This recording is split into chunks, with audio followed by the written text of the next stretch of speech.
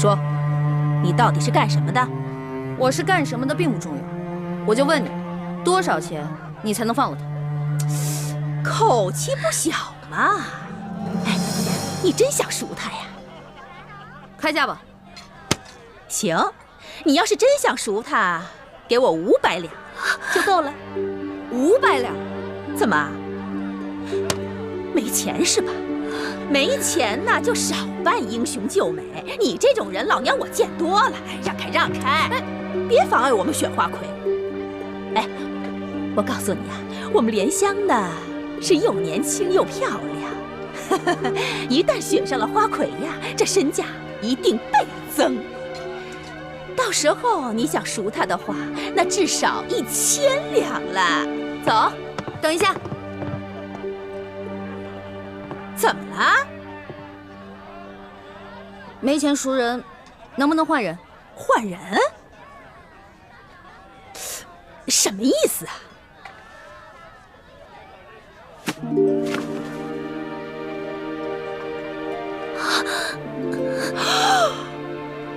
用我换他。我这做了一辈子的生意呀，我差点走了眼了我。没想到你也是个厨啊，还是一个比莲香更美貌的厨。好，你要换她是吧？我答应你。你是女的，姐姐你还是走吧，我不能再连累你了。别说话，莲香，我一定要把你救出来。我们走吧。你这个人呀，太神秘了，我可得小心一点。这万一你中途要是跑了怎么办呢？我可以放他，不过啊，是在你帮我选了花魁之后，我再放了他。好，一言为定。一言为定，走吧，换装去。看好他，走。姐姐，姐姐，来呀！姐姐，刚刚易欢是在这个地方消失的，也没什么别的路了，肯定是进这万花楼了。主子，今天晚上奴才要带你去这种地方，那老祖宗知道了，非打奴才一顿不可。此事你不说我不说，老祖宗怎么会知道呢？可是，行了，别啰嗦，进去。哎呀，是，守着点啊，别动啊！都在这好好等着，热络。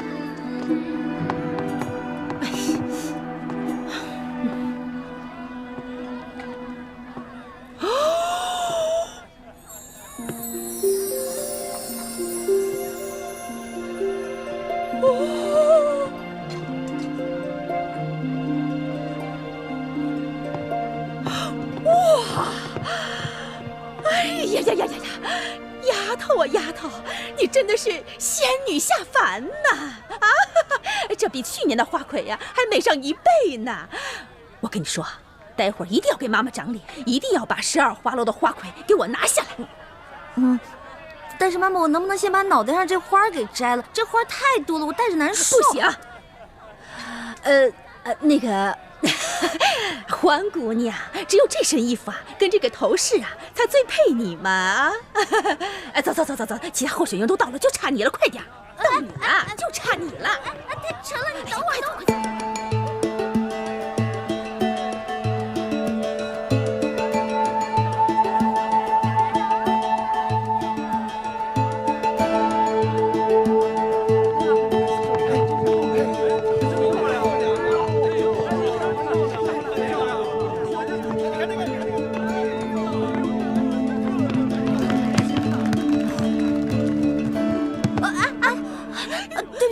你是哪个花楼的姑娘？会不会走路啊？对不起啊。今天全城12大花楼的家人都到齐了，花魁比赛正式开始。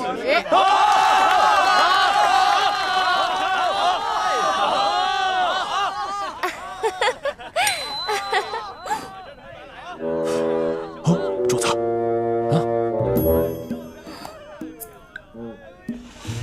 不好，龙小弟追来，这下麻烦了。现在我们有请上一届的花魁，是谁呀？西域姑娘出场。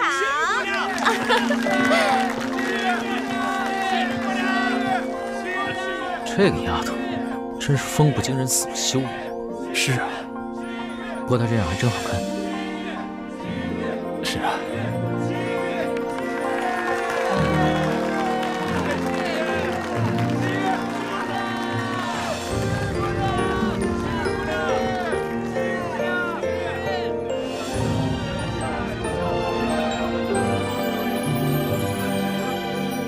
各位客官，如果您中意我们哪位姑娘，便可以从那里拿一朵鲜花放进那位姑娘的花篮里。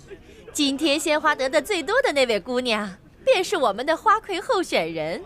候选人将会与上一届的花魁一决高低，胜出者便是今年的花魁。好，好，各位客官，就让我们来抛花选美吧。谢谢你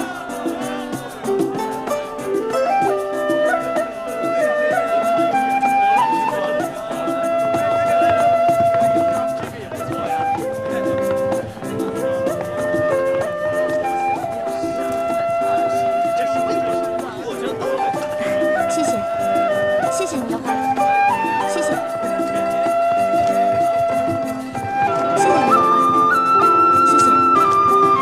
谢你的花，谢谢。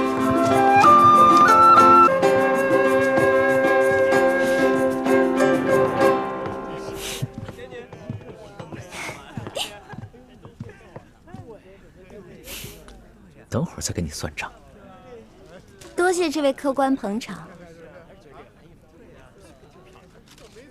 这朵花是不会给你的。你投不投给我，我都是花魁。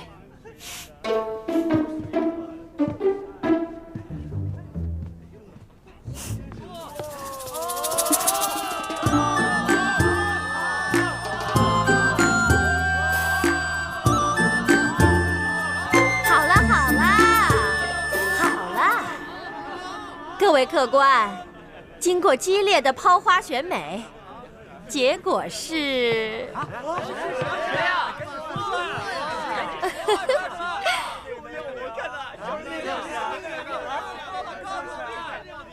还用我数吗？不用数啦。结果就是我们本届的花魁候选人，杏花楼的欢姑娘。好。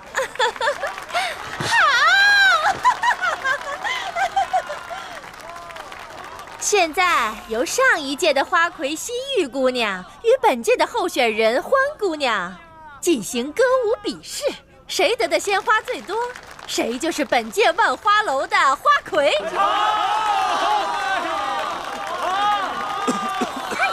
别慌。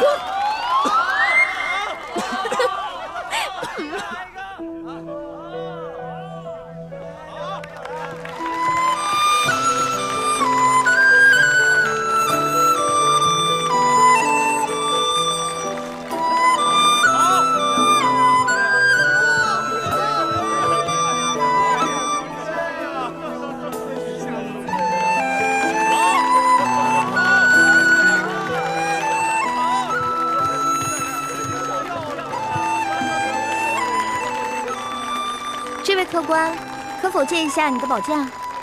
你又想干啥？要你管，借不借？如果你要是不借的话，那我就去找别的客官借了。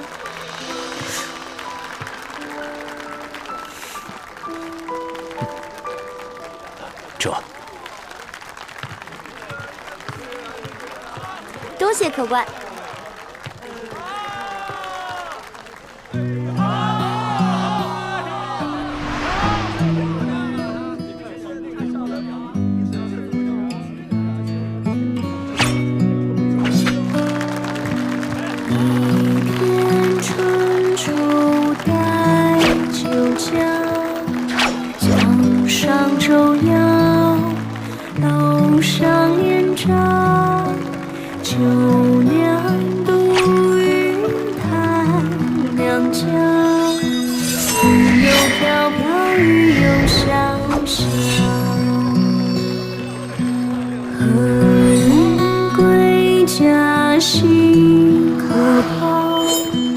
因此声调思向上，流光容易把人抛。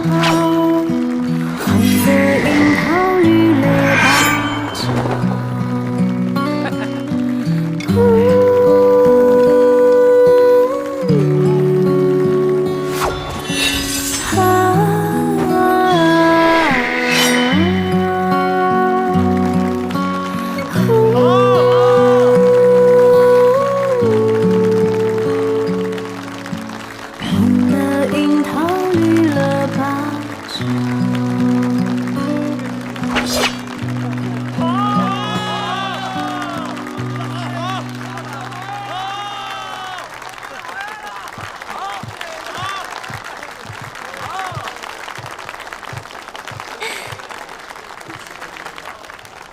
各位客官，看得开心吗？开心！现在开始投花选花魁。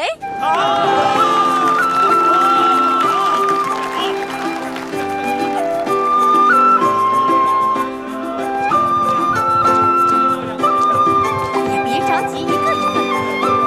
谢谢。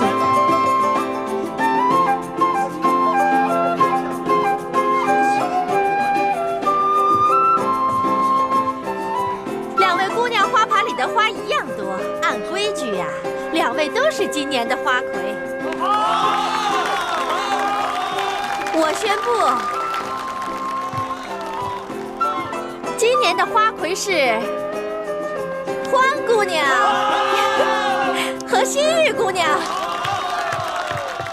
慢着！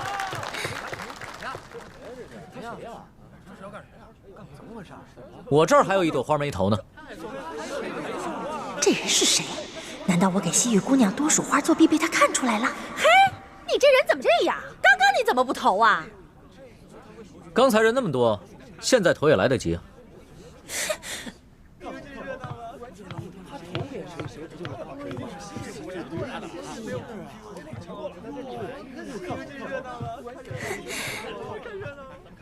那你这花儿打算投给谁呀？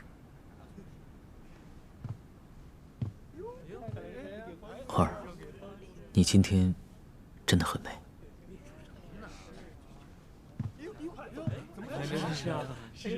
哇！西域姑娘花盘里的花比欢姑娘多上一朵，所以今年的花魁还是西域姑娘。哎呀！今年的花魁，西域姑娘。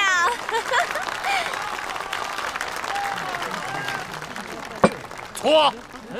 欢姑娘也是今年的花魁，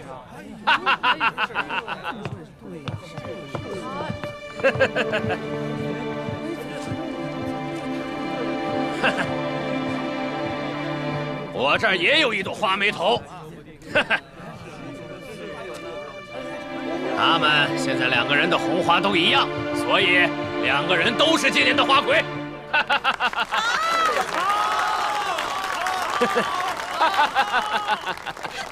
对，我跟大家说啊，今年的花魁呀，是我们杏花楼的欢姑娘。王妈妈，我出3000两，包下欢姑娘的初夜。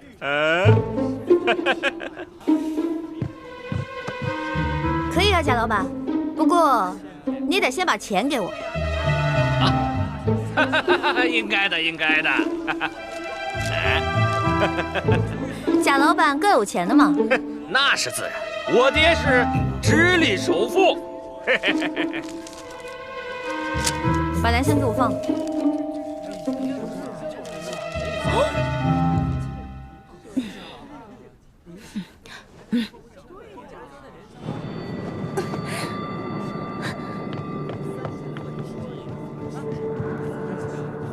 姐姐，你为了我已经受了不少委屈了，这些人他们都不是好人，你不要管我，你还是走吧。莲香，姐姐已经帮你赎身了，你拿着这些钱离开你的赌鬼爹爹，跟你娘去个好地方过日子吧。可是我……哎，不许再说了，如果你再说的话，姐姐该生气了。快走吧，走啊！您真是有眼光啊！原来你忙活了这么久，就是为了救这个莲香姑娘。不然呢？你以为我得了失心疯啊？那现在你可以跟我回去了吗？欢姑娘，咱们走吧。去哪儿啊？自然是去我们该去的地方，做我们该做的事情。真笑一刻值千金呐！好啊！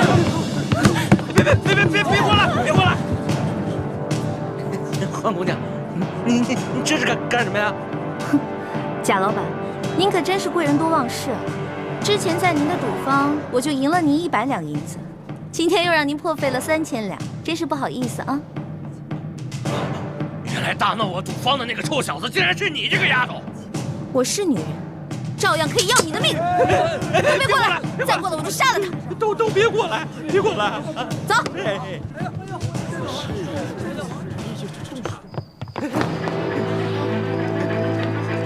走！有话好好说啊！你们别过来啊！别过来！欢姑娘，你这……走！哎呀！愣着干什么？追呀！追！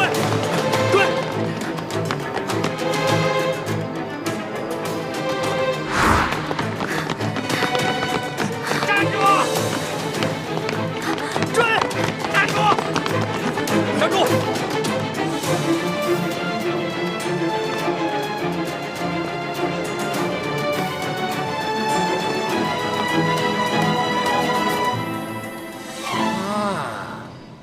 我认出来了，你就是那天和欢姑娘一起大闹我万利赌坊的小子。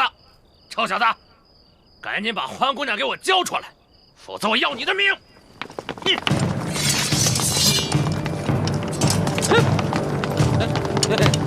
各位官爷，是不是搞错了？我可是直隶首富的儿子，我叔叔是京城的2品大员，该抓的是他们啊！该抓的是他们。直隶首富，2品大员，那算什么？我们家主子可是全国第1首富，这大清朝的第1大官儿。哎呀，大清朝第1大官儿，你以为他是皇帝老子呢？啊！贾老板，很不幸，你猜中了，我们家主子正是当今皇上。跪下！万岁爷饶命！万岁爷饶命啊！万岁爷，小的有眼无珠，有眼无识泰山，你大人大量，放了我吧！囚徒在，把这危害一方的恶霸拿起来，送到刑部审问，再查一查他的叔叔和爹爹是不是做过什么违法乱纪之事。这，把他那爪子给我剁了！遮住！哎呀，万岁爷，饶命啊！万岁爷！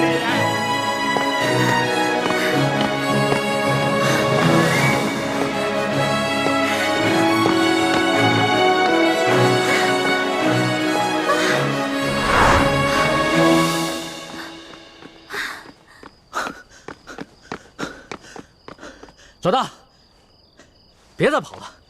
出宫这么多天，你还没玩够啊？你别过来啊！你要是再过来的话，我还是会逃的，你根本就追不上我。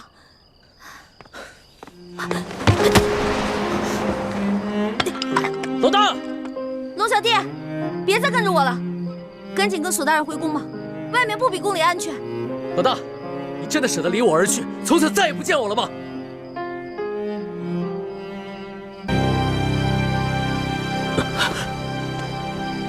老大，我们还活着吗？还是都死了？俗话说得好啊，好人命不长，坏人活千年。你怎么可能那么容易死啊？我有点晕，你先让我躺一会儿。起开！别再装了啊！不是，哎，老大，谁救了我们呀？谁救了你？当然是老大我了。不可能吧？那个黑衣人的武功，你根本就比不上。我在他手底下，最多也就过3招，你最多10招了。不能智取啊我打不过他，我想招啊，我聪明啊，我在我手上抹毒，我跟他过招的时候，把毒药趁机抹在他手上，结果他就中毒了。所以啊，他为了换取解药，就把我们两个放了。现在指不定在哪个地方运功排毒呢。要这么说的话，我就信了。论你这旁门外道啊，我老大绝对是天下第一。老大，你又救了我一回，你要怎么感谢你啊？别缠着我就行，我就谢天谢地了。你还没玩够啊？老大，我知道你是觉得我听信了宫里的谣言，所以在生我的气，是不是？我保证，我以后再也不听信谣言了。真的？真的，我不仅是你的龙小弟，我还是真龙天子，金口玉言的。那我也不想再回到那个大鸟笼子里了。你不回是吧？你不回，别怪我赖账啊。赖什么账啊？在山西的时候，我可是欠了你一大笔账。我的利息可高了，你还得起吗？老大，你可不要趁火打劫啊！趁火打劫？全天下哪有你这个皇上厉害？大明内乱，你们大清趁机占领了大明的整个江山，老百姓刚刚经历了战乱，想过上几天好日子，可你们呢？朝中权贵搞起了圈地，各地的官吏设置了各种关卡，变相的收取各种赋税，你们这才叫做趁火打劫，一本万利的勾当呢！我怎么了？我说错了吗？我说的都是实话。龙小弟啊，其实这就是我要的利息。你要记得曾经答应过我的那些话：消除贵族特权，割除积弊，整顿吏治，让全天下的老百姓过上好日子。好，我答应你，这个利息我一定还。你就不想监督着我把这笔账给还了？皇上果然是天底下最无赖的人。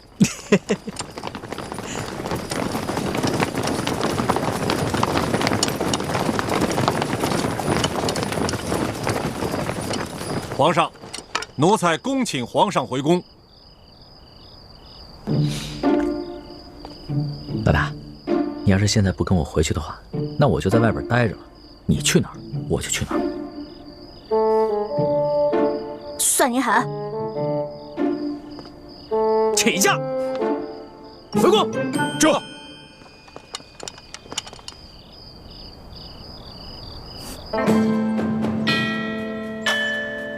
皇上回宫了。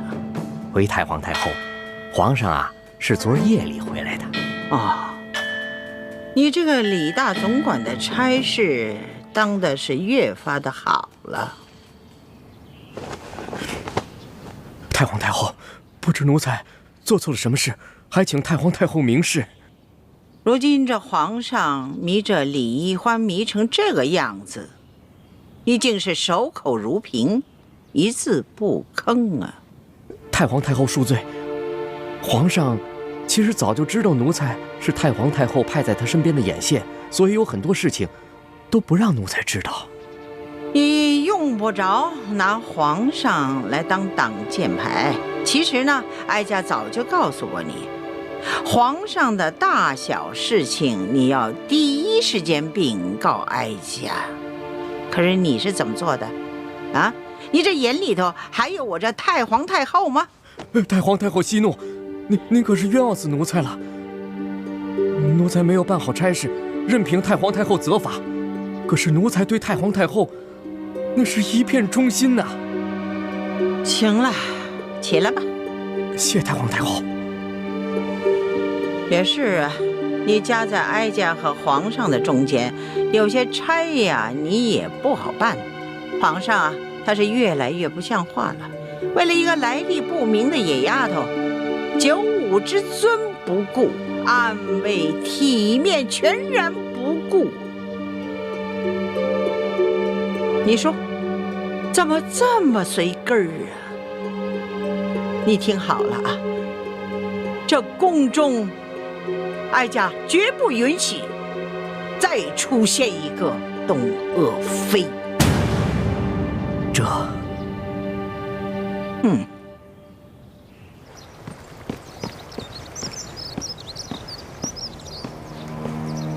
奴才所额图给皇后请安。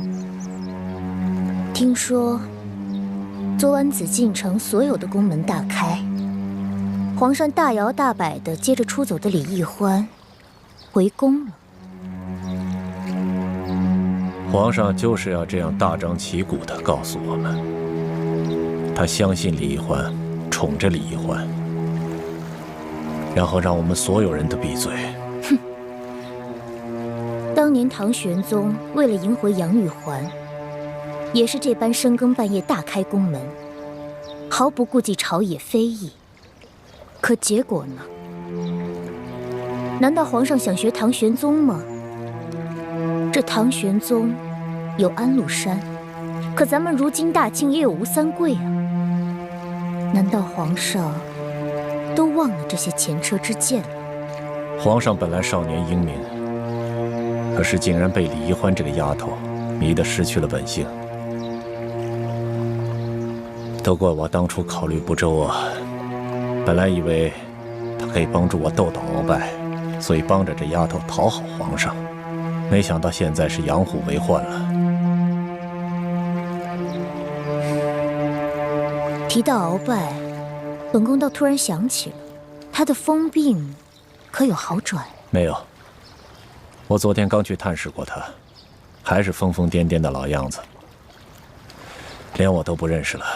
这鳌拜一向武功高强，身体健康，怎么突然就疯了呢？鳌拜的疯是中了迷魂散之毒，此事颇为蹊跷，有谁能够在我的眼皮底下给鳌拜下毒呢？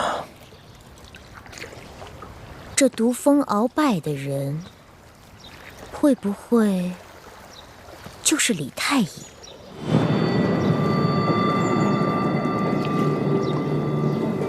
我也一直有此怀疑，只是苦无证据，所以现在也不敢声张。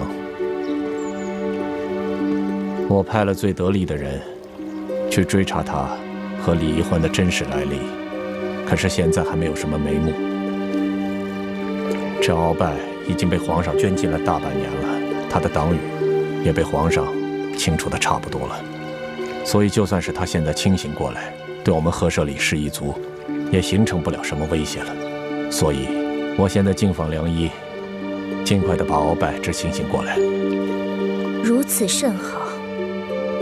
若鳌拜能够早日清醒，也能早日交出这明珠谷的奸细，我们也能早些证实这李氏兄妹的奸细身份。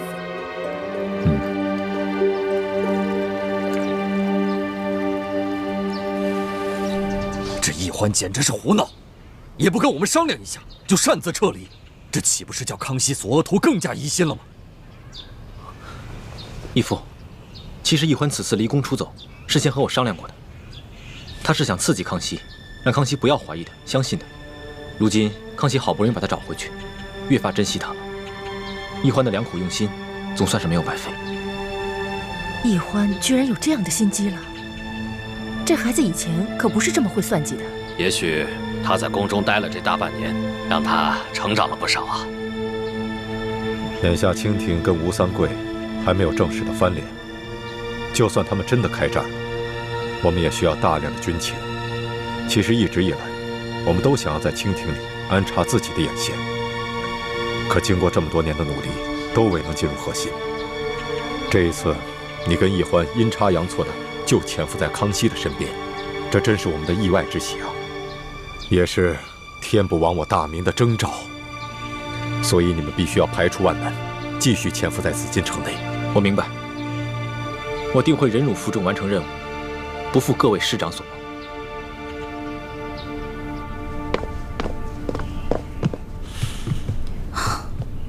哇，这么多奏折，你得批多少天啊？3天3夜都批不完。你还说呢？这不都怪你啊？大不了我陪你忙3天3夜呗。老大，这次这要是不出宫追你的话，你是不是真的就再也不回来了？为什么呀？你就真的那么狠得下心，永远的离开朕？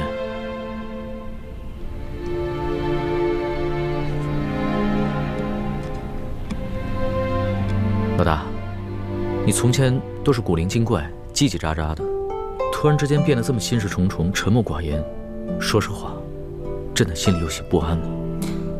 龙小弟啊，我刚开始认识你的时候，我就冒充你的老大，我喜欢保护你，真心想保护你。到后来我知道你是皇帝，知道你居然是全天下最有权势的人，而你呢，也继续任由我当你的老大。现在想一想，还真的有点可笑，不自量力呢。谁说你不自量力了？谁说你可笑了？就是因为别人一直都在想应不应该爱朕，应不应该保护朕，应不应该讨好朕。可是你呢？你从来都没有想过应不应该，你就是本能的对朕好，本能的爱护朕，所以你特别珍贵，你特别值得朕珍惜。我刚开始进皇宫是因为对皇宫好奇，我想进来看看是什么样子。到后来呢，我慢慢习惯你给我的一切，我想陪着你。可是后来渐渐的，我对皇宫有了恐惧，我想逃离，我害怕。而且，就算你总说你心里很珍惜我，你喜欢我，可是我时常能感觉到你的心在动摇。你每一次动摇，都让我特别害怕，就更想逃离了。你看看，你又在倒打一耙。朕什么时候动摇过？明明是你一直在拒绝朕，一直对朕若即若离。老大，你的那些心思，朕都明白。你放心吧，朕一定不会禁锢你，朕会尽可能的给你最大的自由，朕一定不会伤害你，朕会尽最大的努力去保护你。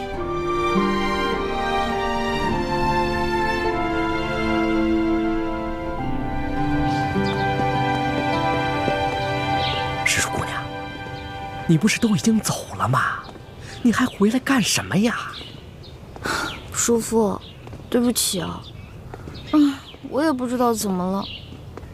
我本来已经下定决心离开龙小弟了，可看到他不顾一切出宫来找我的样子，我心里就又动摇了。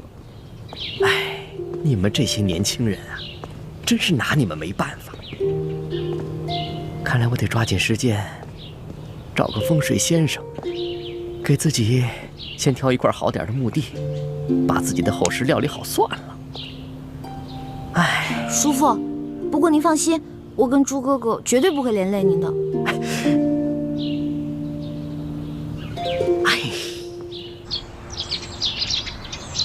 那鳌拜的病情怎么样了？回太皇太后的话，奴才已经安排人全力的在救治鳌拜了，可他的病情始终是不见好转呢。这可麻烦了，他一手打造的情报网，难道就这么一直瘫痪下去了吗？当初可是你负责监管鳌拜的呀，他是在你的眼皮底下被人毒疯的呀，而你又查不出这下毒的人，又迟迟治不好他的病。索图啊，在，哀家可知道，鳌拜可是你最痛恨的对手啊，你可不能因私害公啊！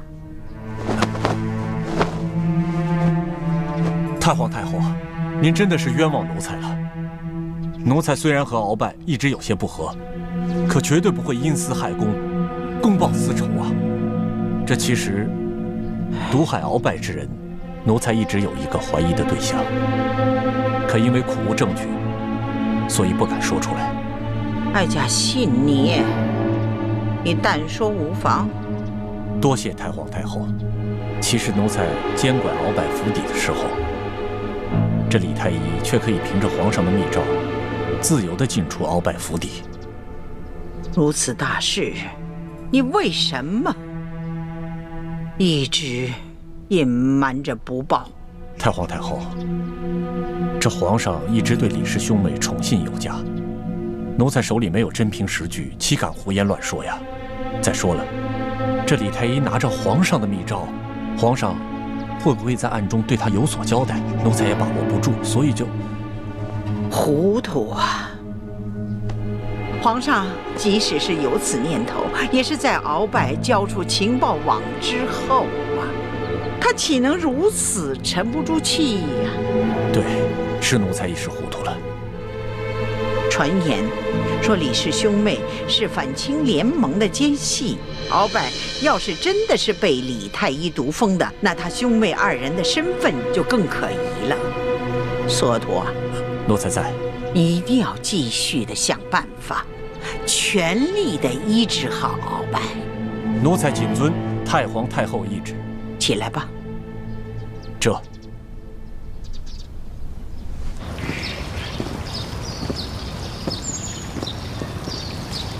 怡欢，这会儿你可真是让大师兄伤心了。我就是因为不想让他伤心，所以才选择出走的。傻妹妹，你要说我嘛，已经了无牵挂，倒是可以一走了之。是我自愿继续留在宫里协助大师兄，而你，就算大师兄肯放手，你爹和诸位师长，他们能放手吗？你又能逃到哪儿去呢？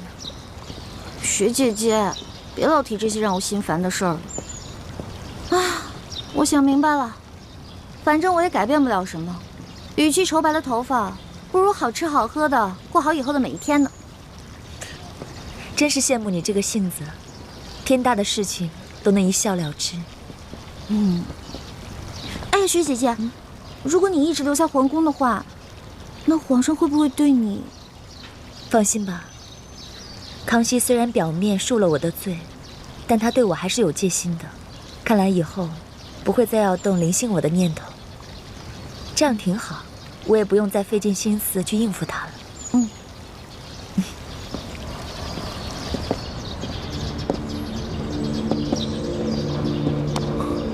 环美，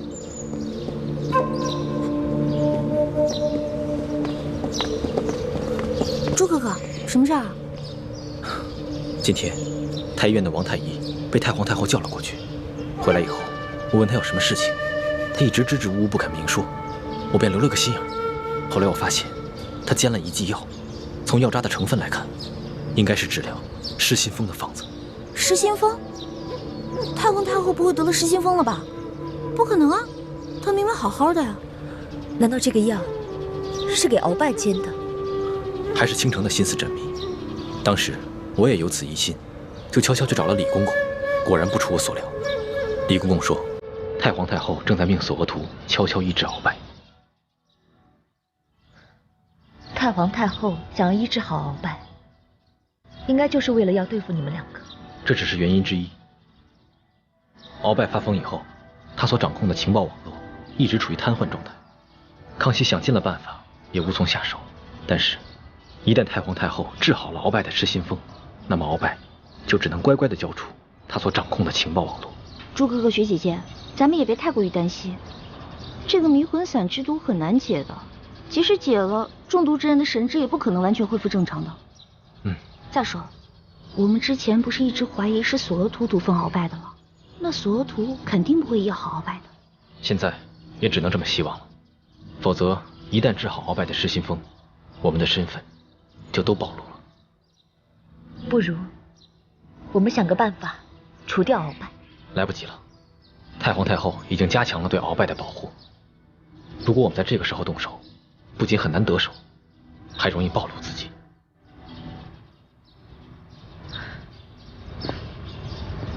眼下之计，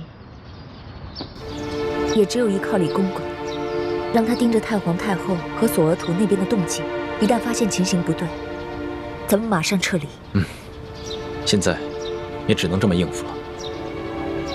环美，我有点后悔了，我不该劝你回来的。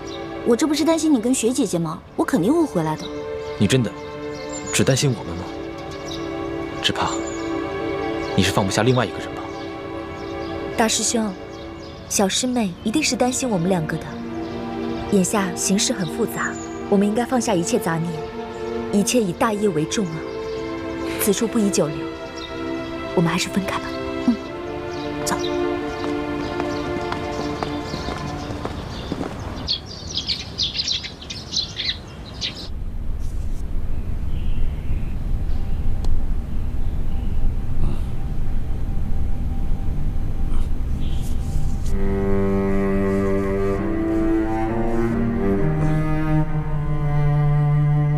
帅在。你拿着老夫的手谕，前去调8000人马，一定要把敌人斩杀于阵前。末将遵命。老爷，快把药喝了吧。不喝，这玩意儿太苦。有糖吗？我的糖呢？你给我糖！我的糖，我的糖！你给我糖，我的糖哪儿去了？你给我糖，我的糖呢？我的糖呢？我的糖去哪儿了？老爷，啊，糖在哪儿？小心老三，我的糖呢？去按住敖大人，让他吃药。是。糖。你们干什么？你别管我！我要找糖，找糖！哎呀，哎呀！我的糖！把药给我。放开我！我的糖！你们都想害我！老伯，该吃药了。听话。我不喝药，我要糖。把这碗药喝了，我就给你糖吃，好不好啊？你给我糖，我不喝药。老伯呀，这药啊，是太皇太后亲自让太医院的院判为你配制的药，你可不要辜负了太皇太后的一片心意啊！来，乖乖的把药喝了，喝。太皇太后，对啊，太皇太后。太皇太后，哎，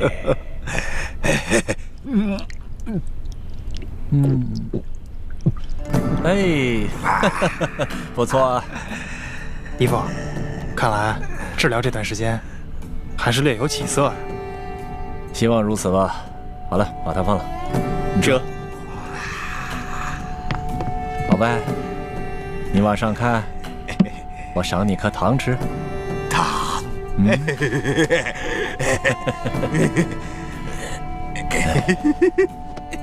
老伯，虽然你是我赫舍里氏一族的大敌，我的糖，现在看到你这么疯疯癫癫的，我还真有点于心不忍。哪儿去了？半年前，你让我向皇上进言，我拒绝了你。我的糖，但现在形势变了，这李氏兄妹成了朝廷的大敌，威胁到了皇上。看来我不得不放弃前嫌，全力救治你了。我可不想真的成为大清的罪人呐！太皇太后，太皇太后，太皇太后，太后，太皇太后。经过最近一段时间的治疗，这鳌拜的病情虽未痊愈，但已经渐渐的好转了啊。虽然他现在还是有点胡言乱语，可是今天我提到太皇太后对他的病情关心，他竟然有了些反应啊！嘴里不停地念叨着“太皇太后，太皇太后”。原来如此。李德福，奴才在。你陪哀家出宫一趟，不必大张旗鼓，别让皇上知道。这，太皇太后，您这是要去见见鳌拜吗？正是，哀家得去见见这个人。你们这些宿敌，他可能认不得了，但是哀家和他却是有一辈子交情的人了，说不定他见了哀家就能清醒过来。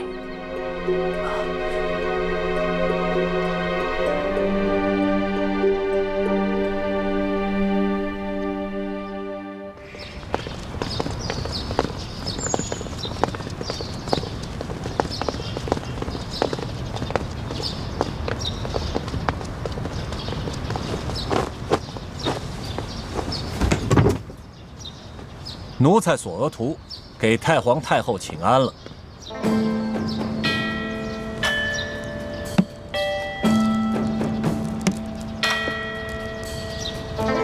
平身吧。这鳌拜他怎么样？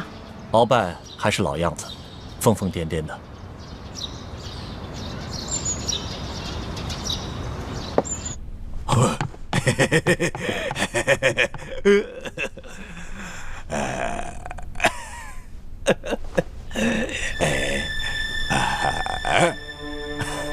太皇太后，您稍坐，我过去叫叫他。鳌拜，别胡闹了，太皇太后来看你了。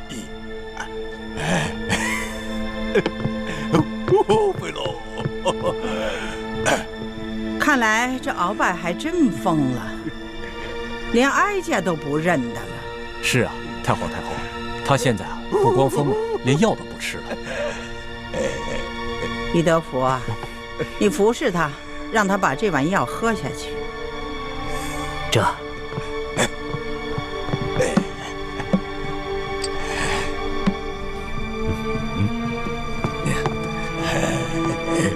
敖大人，这药可是太皇太后专门为你的病，让太医熬制的，把药喝了吧。我没病，我不喝药，我要吃的，我要吃的，不好吃，你不好吃，你滚开！小心点，别把药弄洒了。敖大人，先把药喝了，喝了药以后呢，就给你好吃的了。鳌拜呀，敖大人，老贼耶！有哀家在，谁敢欺负你呀？喝了吧，啊！有好吃的啊！先喝药。你就是个大骗子！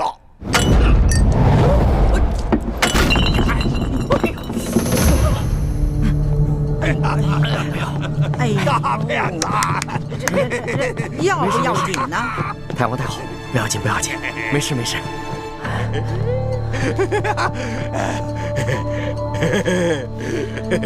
李德福，哎，你回宫吧啊，换身衣服啊，不必再回来了啊。哀家今天就是来看鳌拜的，此事啊可不能跟别人说啊，记住了。奴才谨遵太皇太后懿旨。去吧去吧。那奴才就先告退了。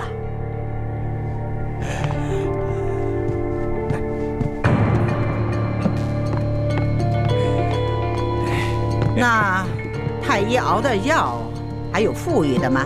回太皇太后的话，还有一壶呢。端上来。这，把药拿过来。这，嘿嘿嘿。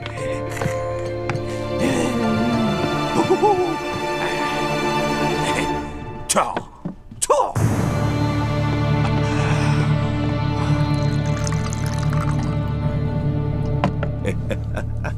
哀家还不信了呢。这回啊，是哀家亲自慰慰你啊！你得啊给个面子啊！太皇太后啊，您可注意安全，他可疯得很。我不怕他。鳌拜，你玩的挺好啊！这次啊是哀家亲自为你，知道吗？啊，你听好了啊，这里的药材啊都是域外进贡的，知道吗？平日里啊，皇上和哀家御用的都是稀奇宝贵的东西啊。没事儿，你就把它喝下去啊！哎，哀家慰慰你啊！哎，喝了这个药，你就会好了。来，张嘴喽！哎，喝了不？哎呦，哎，正好，再来一口，来，哎，再来一口，张，哎，张，哎，你额娘都没对你这样过。来，把这个喝了。来，太皇太后如此的垂怜罪臣，罪臣后悔莫及呀！太皇太后，这鳌拜怎么突然正常了？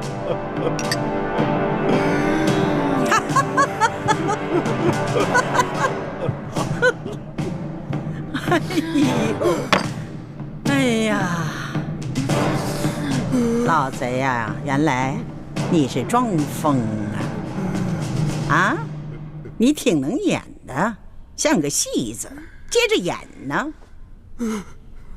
罪臣也是万不得已呀，太皇太后，罪臣今日才能盼到您凤驾光临。罪臣，太皇太后，罪臣有要事启奏，此事事关皇上和我大清江山的安危呀！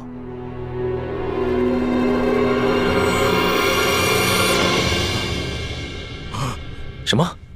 太皇太后去见了鳌拜？索额图向太皇太后禀报说，鳌拜的病已经有起色，他已经能够记起太皇太后了。于是太皇太后就决定去探望鳌拜。不过他没有大张旗鼓，他只是带了我、索额图、纳赛还有2个嬷嬷。太皇太后见到鳌拜，可有什么发现？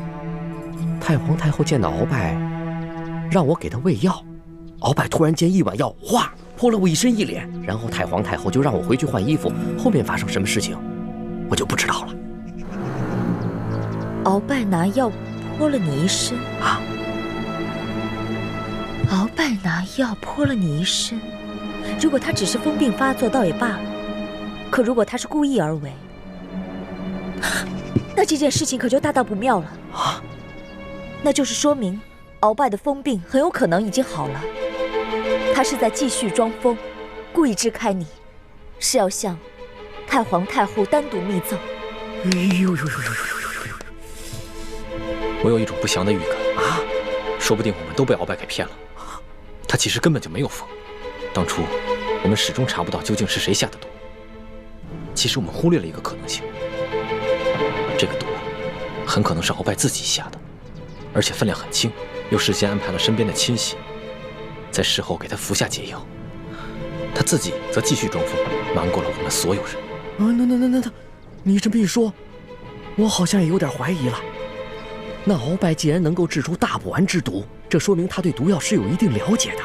那他泼了我一脸一身，这显然就是故意的。如果真是这样，那我们的身份岂不是都会暴露了？哎呦，这可怎么办呢？我说吧，让你们早点撤离，你们就是不听啊！特别是这个奕欢，明明人已经走了，还回来干什么呀？叔父先别着急，事到如今，我们也只能随机应变了。在没有确定鳌拜是不是真的装疯之前，我们要预见到所有可能出现的情况，想好相应的对策。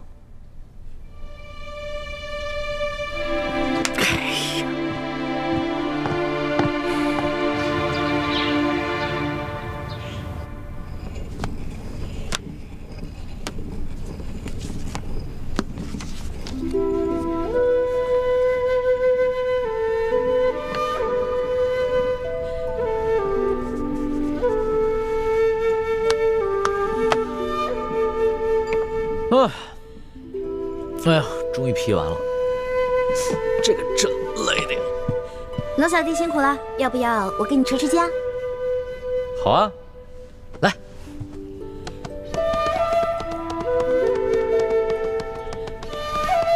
老大，谢谢你啊，谢谢你肯跟朕回来，这样的感觉真的是太好了。朕希望这样的日子永远能持续下去。龙小弟，我不敢去想什么永远，我只能珍惜我们在一起的每一天。哎，对了，老大，上次你在万花楼里跳的那个剑舞，好美啊！你能不能给朕再跳一个？其实啊，那根本不是舞蹈，是一套剑法，我给它改编成舞蹈了。而且，其实作为剑法，也得2个人一起来使，这样才能发挥它最大的威力。哦，所以龙小弟，与其我舞给你看，不如我们2个一起舞啊！我教你，这样不是更好？好啊，老大，你要是肯教朕的话，那当然是最好的了。哎，只不过就怕自己太笨，被老大笑话了。笨没关系啊，你的学费多给我1倍就好了。哎，老大，你这贪财贪吃的本性，朕看这辈子是真改不了了。太皇太后驾到！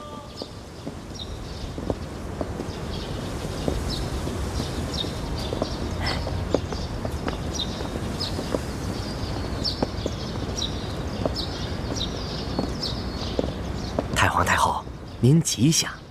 李德福，哎呀，这老贼把这汤药喷在你身上，有没有烫着？谢太皇太后关心，奴才无大碍。那还好。太皇太后，那鳌拜见到太皇太后的圣颜，病情有没有好转啊？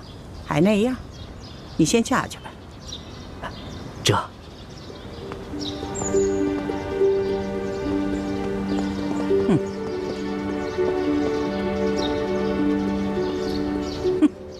他忘了哀家是谁，是太皇太后，就是铁嘴钢牙，也能撬开他的嘴，看有谁如此胆大包天。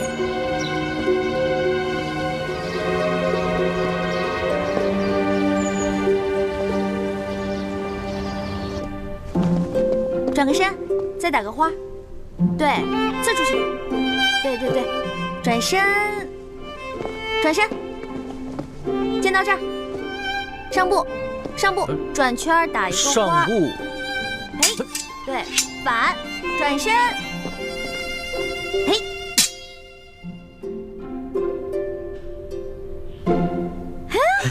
不错，龙小弟，一点就通，练武奇才啊你！还是老大教导有方嘛。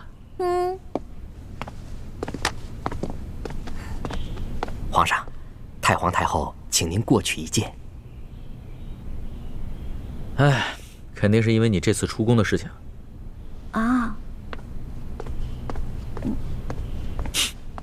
好了，别担心了，朕一定会保护你的。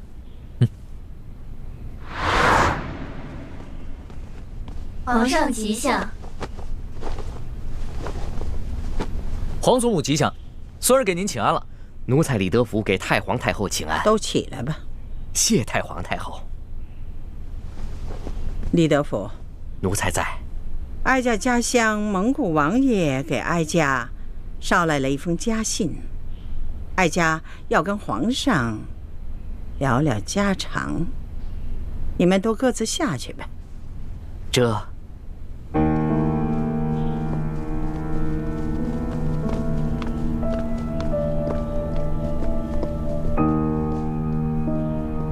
看来皇祖母不是要拉着孙儿聊家常，是有重要的事情要跟孙儿谈吧？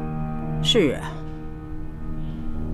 哀家要告诉皇上的是关乎大清朝的国祚，你可要冷静地对待。你还认得这个吗？当然认得。据说崇祯皇帝预感乾明气数已尽，把所有国库里的宝物全都藏了起来，排名各行各业的能人异士潜伏在全国各地，以备将来反抗清廷时之用。为了让后人找到这个宝藏，他命能工巧匠打造了这个铜匣，还将藏宝图和潜伏在全国各地奸细的名单放在这个铜匣之中。若要打开这个铜匣，必须同时集齐3把金钥匙。这3把金钥匙呢，第一把是在台湾的郑经手中，第2把是在乾明余孽李定国手里，还有1把是在吴三桂手里。你想拿到它，可不是一件容易的事。皇祖母请放心，孙儿一定会得到这3把金钥匙，铲除乾明势力，把铜匣里的藏宝图为我大清所用。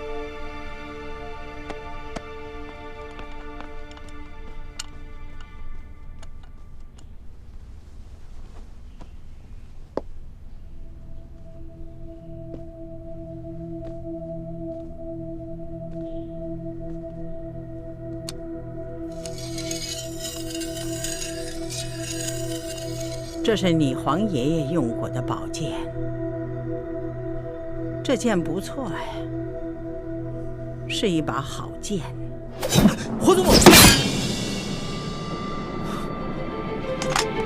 看见了吗？这就是那李易欢交给你的铜匣，分明是假的，你还相信他，对你忠心耿耿，用情至深吗？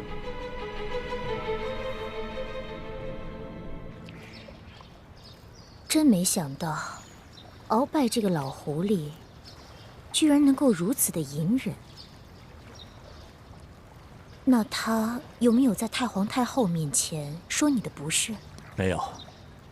经过这半年的捐禁，鳌拜算是想明白了，也没有以前那么跋扈了。他现在出来后，矛头没有指向我们，只是一心想要扳倒李氏兄妹，重新赢得太皇太后还有皇上的信任。如此是最好不过。本宫这悬了大半年的心，也总算是可以放下了。皇后，这皇上对李易欢用情很深，现在知道了李易欢的真实身份，他的心情一定很难过。所以皇后在皇上面前，千万不可露出幸灾乐祸之色，反而要更加的谨言慎行才是。三叔放心，本宫也是在这宫里待了许多年头的，自有分寸。是。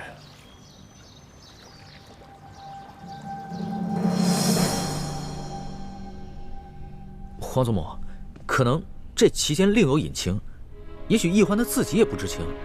从鳌拜府里拿到这个铜匣的时候，它本身就是个假的呀。皇上啊，你现在长大了，也亲政了，大权在握了。哀家这个老太婆的话，都不及一个小姑娘的话有分量了。皇祖母，您何出此言啊？在孙儿的心中，您一直是孙儿最亲之人了。唉，皇上不必这样哄我这个老太婆开心了。你是大清的帝王，你既然不顾你自身的安危，国事不理，竟然擅自出宫，去追寻一个来历不明的小丫头。你说，你把大清朝的千万子民置于何处？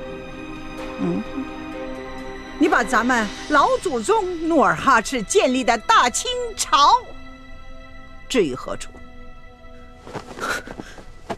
皇祖母息怒，孙儿知错了。皇祖母，孙儿也是凡人，也有七情六欲。孙儿自8岁登基，一直从未有过寻常孩童该有的乐趣。孙儿自亲政以后，更是日日忙于国事，不敢稍有懈怠。有时候，孙儿真的觉得很累，所以稍有任性，也是略作放松，还请皇祖母体谅。哀家能够体谅你，你能够体谅哀家吗？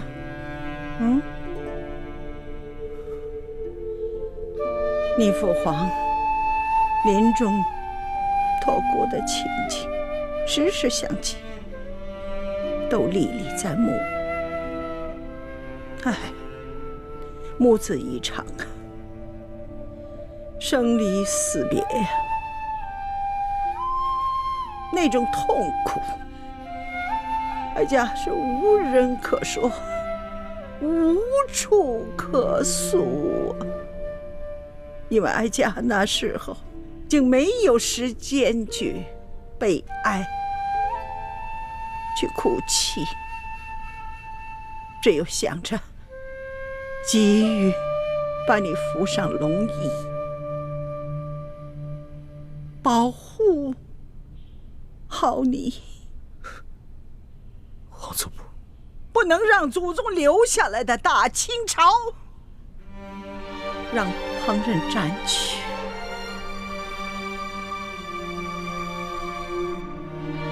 想想那时候你才虚8岁，你这祖母就把你扶上了又高又大的皇帝宝座，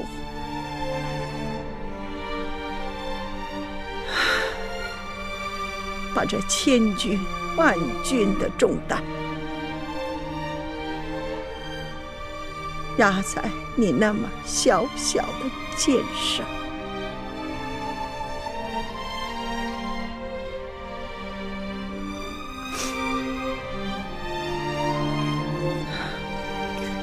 哀家想想这些就心痛了。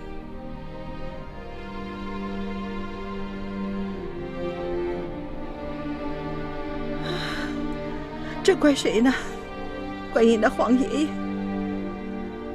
迷恋上了海兰珠，还是怪你那父皇迷恋上了董鄂妃？他们父子两个当时正当壮年呢，就撒手西去了，把这摇摇欲坠的大清朝就留给了你我祖孙俩。哎，这都是命啊！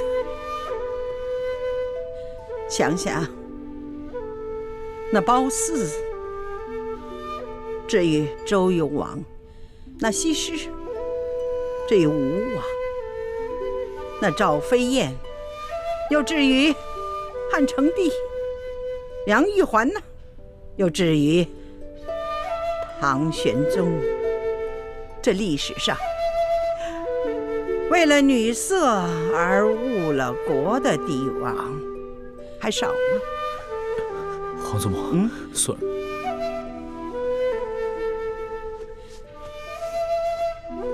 如今你身边这位李易欢，看来他要比起赵飞燕呐、西施啊这些人，他是有过之而无不及。那前者呢，也不过是徒有美色而已。而这李易欢身怀绝技，他可是大清的宿敌，卧在你身边的一条毒蛇。皇祖母，易欢绝非是朱明联盟的奸细，这不过都是鳌拜报复朕和易欢，他使得挑拨离间之计而已。皇上啊，你不能执迷不悟了。你可知道，哀家今天出去见了一位故人吗？皇祖母出宫了？是啊。孙儿不知。当然不能让你知道。你要是知道了，我出得去出不去都难说。知道是谁吗？鳌拜。鳌拜？对。他不是疯了吗？不，他没疯，他是为了保全自己装疯。这老贼呀，装得还挺像，把所有的人都骗了。来，把这都喝了。来。太后如此的垂怜罪臣，罪臣后悔莫及呀！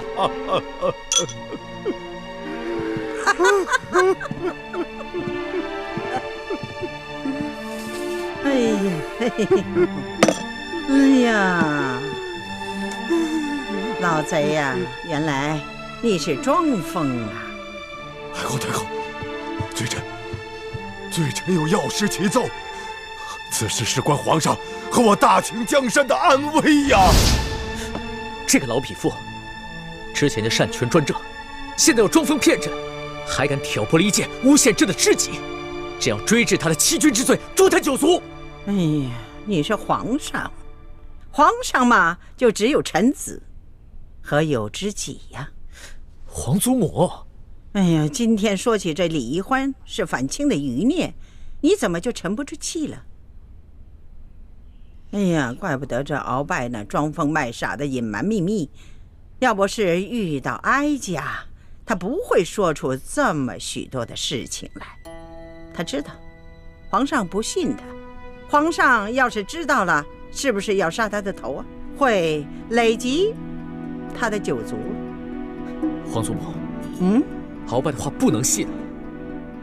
之前他就圈地误国，党同伐异，朕的辅政大臣苏克萨哈，他说杀就杀了。这样的一个逆臣贼子，他说的话，朕不会相信。皇祖母，你也不该相信。皇上啊，你说的对，但是呢，你要知道，鳌拜和哀家都史侍奉过大清3代君王的老人了，他撒没撒谎，骗得过哀家这双眼睛吗？鳌拜啊，起来说话吧。罪臣不敢。不敢？你敢杀皇上？尽管皇上是先想杀你，可是他是君，你是臣，你居然敢弑君？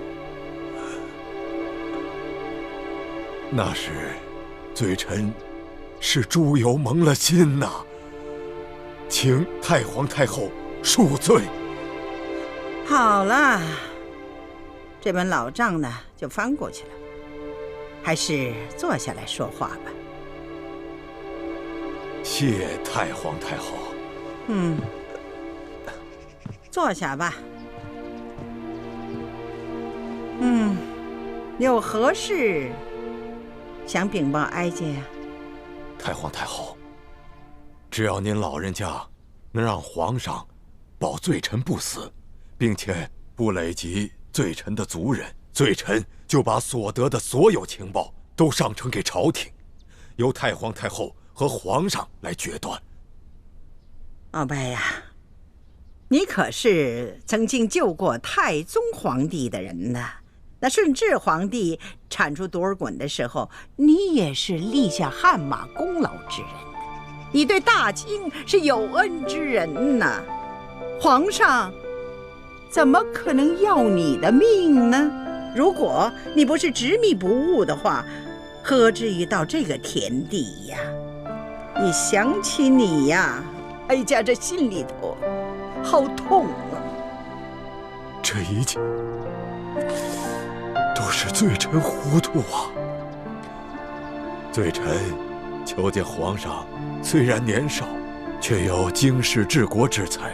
我大清的江山在皇上的手上，太皇太后大可放心了。你呀，把朝廷弄得乌烟瘴气。皇上呢，刚刚替你收拾完了这个烂摊子啊，又摊上了3藩的事，让皇上是焦头烂额呀。你要是早些明白过来，何至于让皇上如此为难呢？是啊，罪臣当初只顾着一己之私，争权夺利。罪臣被禁足以后，又只想着跟皇上斗气，可是经过这半年的装疯反思，现在罪臣什么都明白了。罪臣不愿做大清的罪人，这个责任我担待不起呀。罪臣现在就有一条重要的情报要禀报太皇太后，也算是罪臣为我大清江山最后再做一点贡献吧。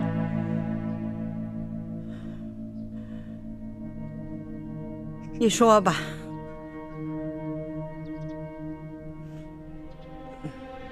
这左图和纳赛他们是哀家的信赖之人呐，这些个嬷嬷都是哀家当年从蒙古草原带来的家谱，你就放心吧。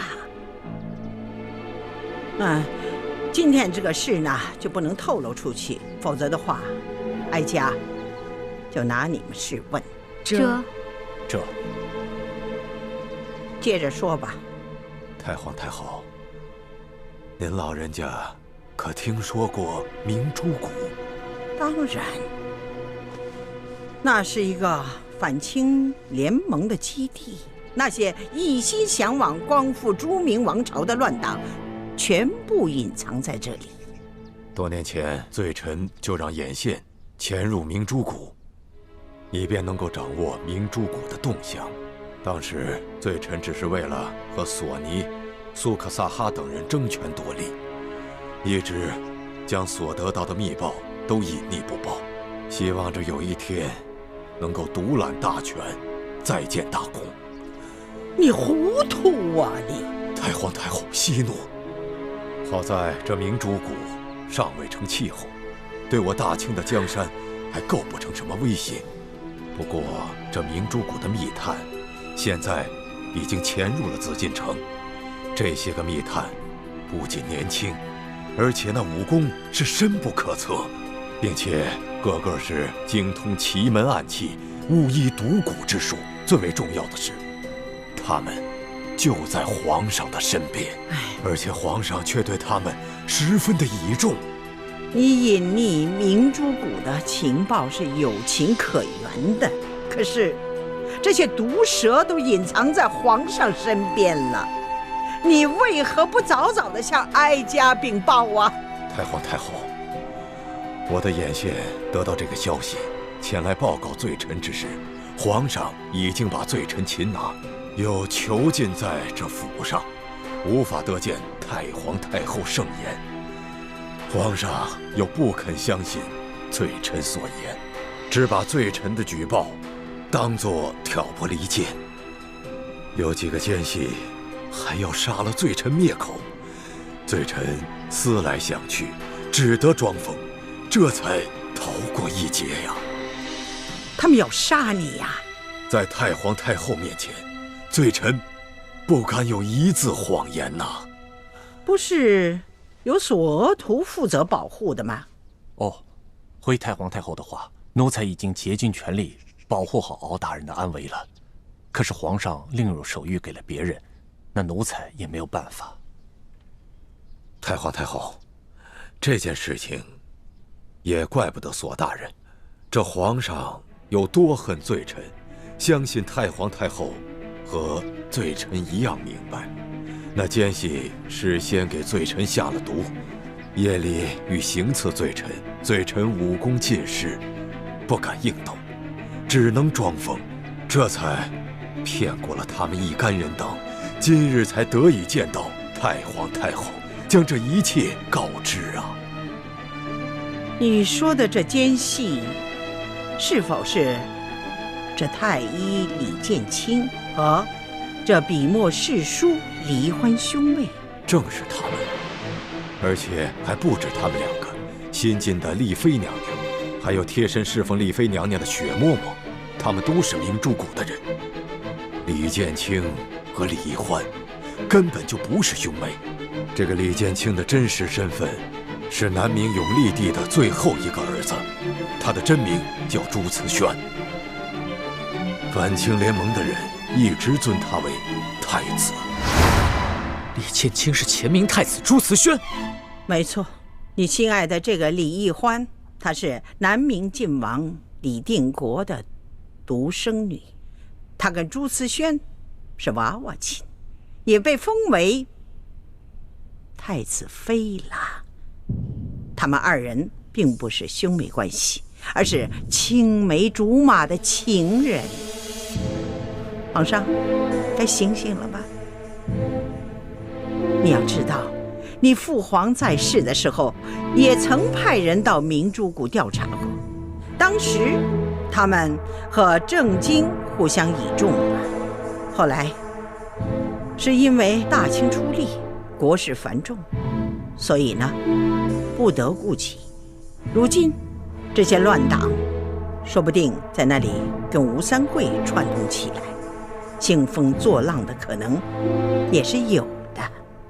皇上，奴才是觉得，如果这雪衣居士只是出于报复而挑拨离间的话，那还罢了。但万一他在永和宫说的都是实话，他这次回来把吴三桂和李氏兄妹都保下来，那就说明吴三桂和朱明联盟联手，这是唯一的可能。皇祖母，您今日所言尚无证据，待孙儿查实之后，再向皇祖母禀报。这有何难呢？这鳌拜既然呢主动的把这情报交上来，皇上根据其情报派索额图一查，不就全明白了吗？皇祖母所言非比寻常，关乎到大清的存亡。只是这鳌拜向来专权跋扈，他屡次欺君犯上，这样一个逆臣贼子的话，真的不敢全信呢。你呀，不是不敢相信，而是不愿意相信。你想，一边是你的从前的政敌，一边是你宠爱的女人，你说你偏向谁？可想而知啊。皇上啊，你的感情已经影响了你的理智了。鳌拜他好歹也是3朝元老啊，他是擅权专政不假，但是他这番话不是凭空而来的。皇上，你是天纵英明，知人论事，难道你连哀家这个老太婆都不如吗？皇祖母，这李建清、李易欢，还有丽妃，他们若真的是明珠谷的反贼，那他们入宫也有大半年了，这期间有无数次的机会可以下手，可他们什么都没有做。擒拿鳌拜，他们兄妹也屡建奇功。在山西的时候，李欢为了救朕，更是不顾自己的性命。朕微服私访，在宫外屡次遇到危险，都是李建清及时舍身相救。朕对李建清情同手足，至于易欢，那更是朕的红颜知己。荒唐！情同手足，红颜知己，他们是前明的余孽，是大清不共戴天的敌人。他们救你是为了得到你的信任，光复主名才是他们最终的目的呀！你这个爱新觉罗家族的后人，大清的君王，难道你要爱一个大清宿敌的女儿，还要跟前明朱家余孽称兄道弟吗？皇祖母息怒，孙儿知错了。孙儿一定不会把列祖列宗打下的江山葬送在孙儿手里。说的容易呀，而做起来却不容易。孙儿啊，皇上啊！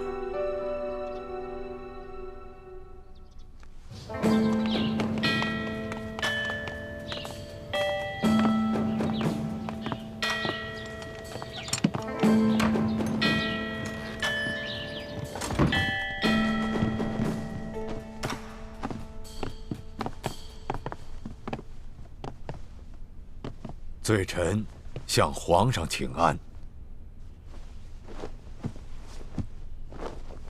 皇上吉祥。凭什么？谢皇上。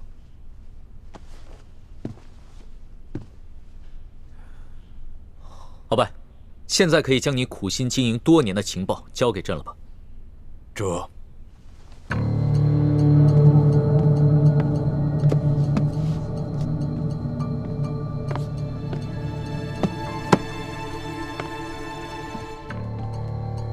皇上，罪臣已将多年的情报整理成册，全都在这儿了。啊，还有，罪臣这些年来安插在各处的眼线探子的联络方式，罪臣也会一一交给皇上。